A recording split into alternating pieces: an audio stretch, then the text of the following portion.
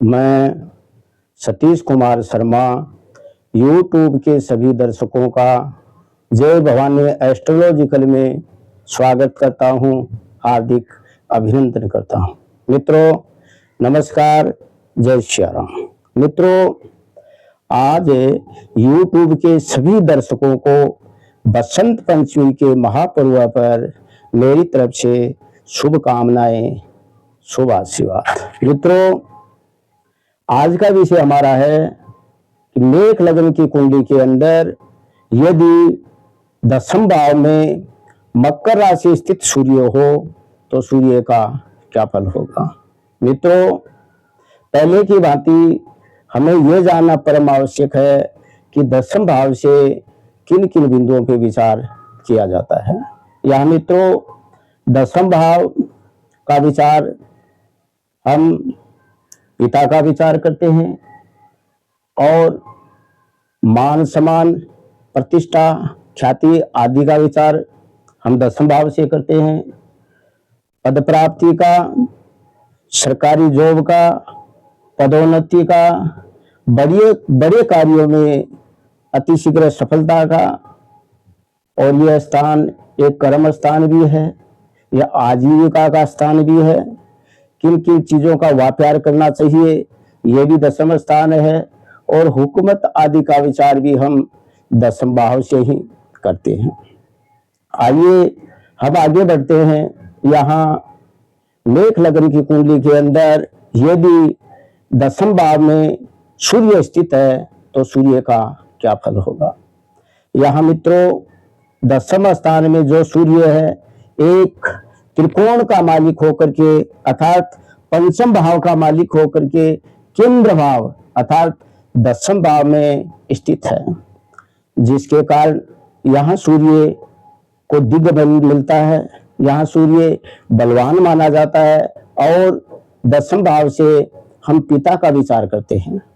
यहाँ सूर्य स्थित होने के कारण से ऐसे जातक को पिता का सुख अच्छा मिलता है, पिता का अच्छा सपोर्ट मिलता है। लेकिन यहाँ सूर्य मकर राशि अर्थात शत्रु राशि स्थित होने के कारण से सूर्य में कुछ अहंकार की वृत्ति, क्रोध भाव आदि रहता है। इसके कारण से थोड़ा पुत्र को लेकर के थोड़ा मनमुटाव भी हो सकता है, ऐसा शास्त्रों में माना है। लेकिन फिर भी यहाँ का सूर्य पिता का अच्छा सुख देता है।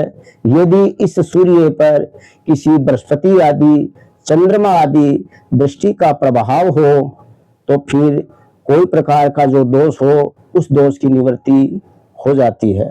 अतः हम ये पूर्ण कॉन्फिडेंस के साथ कह सकते हैं कि यदि दसम भाव के अंदर सूर्य हो तो पिता का सुख भी मिलता है और मान सम्मान, जातक को प्रतिष्ठा, ख्याति, ऐश्वर्य आदि की प्राप्ति होती है। आर्थिक दृष्टि से देखा जाए तो ऐसा जातक आर्थिक रूप से समृद्ध होता है। हम आगे पद प्राप्ति का विचार करें तो यदि दसम भाव में सूर्य हो तो यह पंचमेश होकर के प्रबल केंद्र स्थान में स्थित है। ऐसा जातक एक सरकारी जॉब में जा सकता है, किसी पद को प्राप्त कर सकता है। यदि यहाँ शुभ ग्रहों की दृष्टि का आदि प्रभाव हो तो निश्चित रूप से ऐसा जातक एक अच्छी पदोन्नति भी प्राप्त कर सकता है। यहाँ मित्रों विचार किया जाए बड़े कार्य आदि को लेकर के, यदि सूर्य पर किसी चंद्रमा की दृष्टि का प्रभाव हो या बृहस्पति आदि की दृष्टि का प्रभाव हो तो निश्चित रूप से ऐसा जातक जीवन के अंदर बहुत ही तरक्की करता है। जिस काम को भी हाथ में लेता है उस काम में सहज में ही, प्रारंभ में ही सफलता मिल जाती है, ऐसा शास्त्रों में कहा गया है। यहाँ मित्रों दसम भाव एक कर्म भाव भी है, तो ऐसा जातक काफी कर्मिष्ठ होता है। जिस काम को लेता है तो एक टारगेट बना करके उस कार्यों को करता है। तो जब तक उस कार्य में सिद्धि की प्राप्ति न हो जाए तो ऐसा जातक लगातार कंटिन्यू लगा रहता है, तब तक वो कार्य सफल न हो जाए। यहाँ मित्रों, हम यदि आजीविका का विचार करें तो आजीविका के लिए ये सूर्य गवर्नमेंट जॉब में जा सकता है। यदि जो पिता जो कार्य कर रहा है उस कार्य को आगे बढ़ा जाए तो उस कार्य के अंदर जातक को बहुत ही अच्छी सफलता प्राप्त हो सकती है। दूसरी ओर देखा जाए तो सूर्य से संबंधित जो भी काम हो, जैसे खाद्य पदार्थ, गेहूं, गुड़ आदि का विचार ऐसा जातक कर सकता है, उसके अंदर बहुत अच्छी सफलता प्राप्त हो सकती है।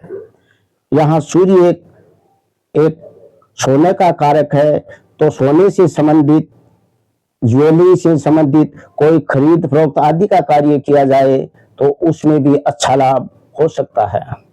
सूर्य का संबंध मित्रों तांबे आदि धातुओं से है, तो कोई तांबे के बर्तनों आदि का या तांबे से संबंधित कोई भी कार्य किया जाए तो निश्चित रूप से जातक को उसमें अच्छी सफलता प्राप्त हो सकती है। यहाँ मित्रों सूर्य का संबंध दवाइयों से है, एक अच्छा चिकित्सक बन सकता है, दवाइयों का काम कर सकता है, अर्थात कोई दवाइयों से संबंधित फार्मेसी आदि भी लगा सकता है, उसमें भी जातकों को अच्छी सफलता प्राप्त हो सकती है। यहाँ मित्रों यदि कोई जातक सोलर प्लांट आदि लगाए या इलेक्ट्रिक आइटम से संबंधित कोई भी कार्य करे, उस कार्य में जातकों को बहुत अच्छी सफलता मिल सकती है।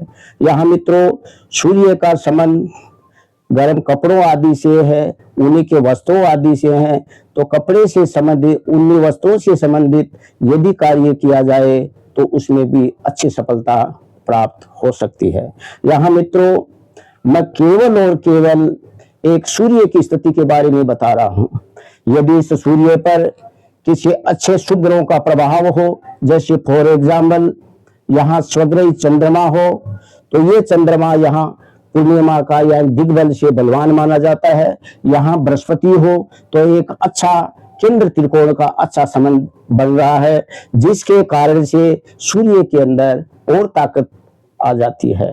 यहाँ मित्रों हम किसी भी कुंडली को देखते हैं तो हम लग्न और लग्नेश की स्थिति को देखना भी परम आवश्यक हो जाता है। यदि यहाँ मंगल लग्न के स्थित हो, लग्न के अंदर स्थित हो, या यहाँ मंगल यहाँ न होकर के यदि दशम भाव में मंगल स्थित हो तो सूर्य और मंगल का एक पराक्रम योग बन जाता है, जिसके प्रभाव से ऐसा जातक जीवन के अंदर अपने कैरियर के अंदर इतनी ज्यादा तरक्की करता है कि वो अकल्पनीय है। यह मित्रों देखने में फल कब मिलेगा, ऐसी कंडीशन के अंदर यदि यहाँ लग्नेश की दशा अर्थात मंगल की दशा चल रही हो, या सूर्य के अंदर मंगल, या सूर्य के अंदर बृहस्पति, या बृहस्पति के अंदर सूर्य, इन ग्रहों की दशा चल रही हो, और सूर्य षडबल के अंदर, वर्गों के अंदर, नवांश आदि के अंदर यदि अच्छी बहुत ही अच्छी पोजीशन हो, लगन वर्गोत्तम हो, या सूर्य मित्र राशि नवांश में भी अच्छे मित्र के ग्रहों में या शुभ ग्रहों में यदि सूर्य का गया हो, या वहां पर भी शुभ ग्रहों का प्रभाव यदि सूर्य को मिल रहा हो, तो ऐसी कंडीशन के अंदर जब सूर्य की महादशा हो और सूर्य के अंदर मंगल की महादशा हो, या सूर्य के अंदर बृहस्पति की महादशा हो, ऐसी पोजीशन के अंदर जातक को बहुत अच्छी उन्नति के अवसर मिलते हैं। ये मित्रों पोजीशन कब देखने में आती है कि जब इन ग्रहों की अच्छी दशा चल रही हो और गोचर में भी ग्रह अच्छी पोजीशन में चल रहे हो, तो निश्चित रूप से उस स्थिति में जातक को बहुत ही अच्छे फल मिलते हैं। यदि यहाँ सूर्य पर किसी अशुभ ग्रहों का प्रभाव हो तो उसके फल में कमी आ सकती है। यहाँ मित्रों मैंने जो कुछ भी बताया है वो सूक्ष्म से सूक्ष्म में बताने की कोशिश की है।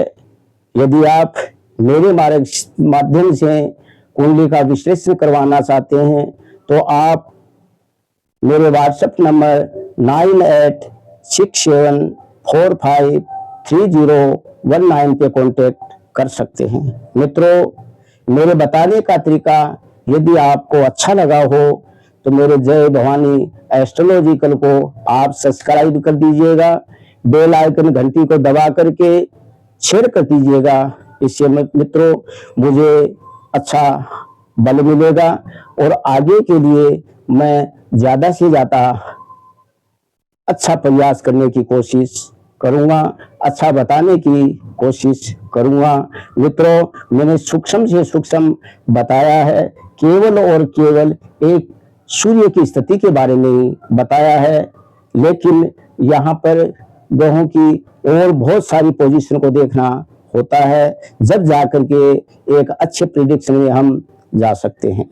मित्रों, आज बसंत पंचमी है और इस बसंत पंचमी के पर्व पर मैं फिर भी मेरे समस्त दर्शकों को बहुत बहुत शुभकामनाएं देता हूं, बहुत बहुत शुभ आशीर्वाद देता हूं। मित्रों, आज के लिए इतना ही।